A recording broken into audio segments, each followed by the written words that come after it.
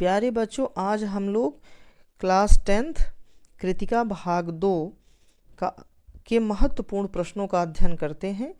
इस पूरे सेक्शन से 8 नंबर के प्रश्न पूछे जाएंगे, जिसमें 6 नंबर के वस्तुनिष्ठ प्रश्न होंगे। सर्वाधिक प्रश्न वस्तुनिष्ठ प्रश्न होंगे। ये मोस्ट इम्पॉर्टेंट प्रश्न हैं बच्चों। इनकी परीक्षा में आने की संभावनाएं 99% है, इसलिए इनको देख लीजिए।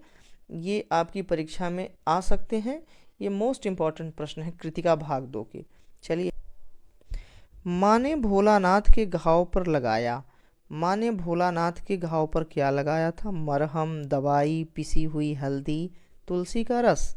इसका उत्तर होगा पिसी हुई हल्दी। प्रश्न नंबर 2 है, भोलानाथ का असल में नाम था।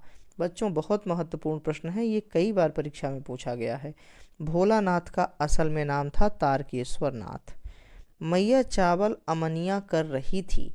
अमनिया का अर्थ है, इसको आप लोग ध्यान दीजिएगा, अमनिया का अर्थ होता है साफ करना। आगे प्रश्न देखते हैं। बरखा बंद होते ही बाग में बहुत से नजर आए। क्या नजर आए? चूहे, चिड़ई, बंदर, बिच्छू। इसका उत्तर होगा बिच्छू। सांप निकलने पर डरकर भागे भोलानाथ आकर छिपे। सांप को देखकर डर के भागे हुए भोलानाथ आकर कहाँ छिपे थे बच्चों? मैया के आंचल में। साना साना हाथ जोड़ी रचना है। साना साना हाथ जोड़ी किसकी रचना है बच्चों? मधु काकरिया की। आगे प्रश्न देखते हैं। एक कतार में लगी सफ़ेद सफ़ेद बौद्ध पताकाएं प्रतीक हैं। किसकी प्रतीक हैं? शांति और अहिंसा की।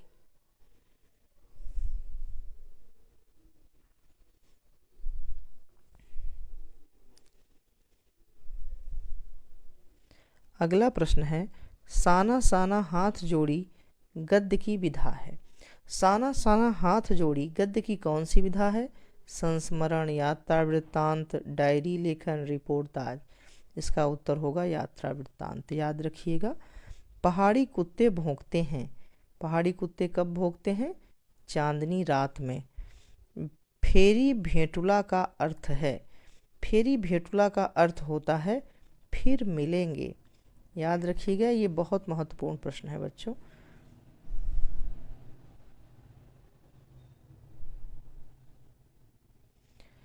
मधु काकरिया की सहेली हैं।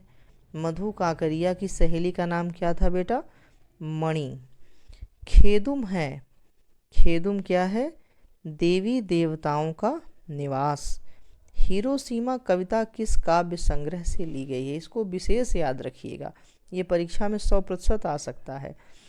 इस काव्य संग्रह का नाम है अरियो करुणा प्रभामय। लेखक अपनी अभ्यांतर व्यवस्था को पहचान पाता है। कैसे पहचान पाता है? लिख कर। लिखी। हिरोशिमा नामक कविता अज्ञेय ने लिखी। कब लिखी? रेलगाड़ी में बैठे बैठे। प्रत्यक्ष अनुभव की अपेक्षा गहरी होती है। प्रत्यक्ष अनुभव की अपेक्षा गहरी होती है अनुभूति। ये तो अत्यंत महत्वपूर्ण वस्तुनिष्ठ प्रश्न थे। अब हम लोग देखते हैं महत्वपूर्ण रिक्त स्थान, जिनकी परीक्षा में आने की प्रबल संभावना है बच्चों। इनको मिस नहीं करिएगा। आम की फसल में कभी कभी खूब आती है। इसका उत्तर होगा आंधी। कभी कभी हमसे कुश्ती भी लड़ते हैं। कौन लड़ते थे? बाबूजी। भोलानाथ और उनके साथी के बिल में पानी उलीचने लगे। किसके बिल में? चूहों के बिल में। जहाँ लड़कों का संग तहाँ बाजे मृदंग। यहाँ उत्तर होगा मृदंग।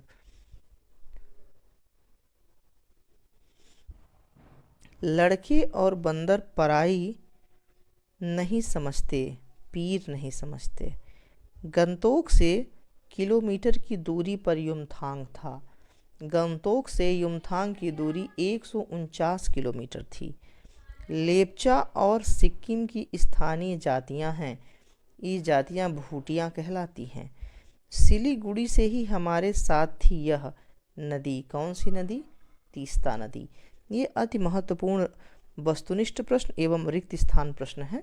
रिक्त स्थान से संबंधित प्रश्न हैं बच्चों, आप लोग इनका अध्ययन अवश्य कर लिए। धन्यवाद।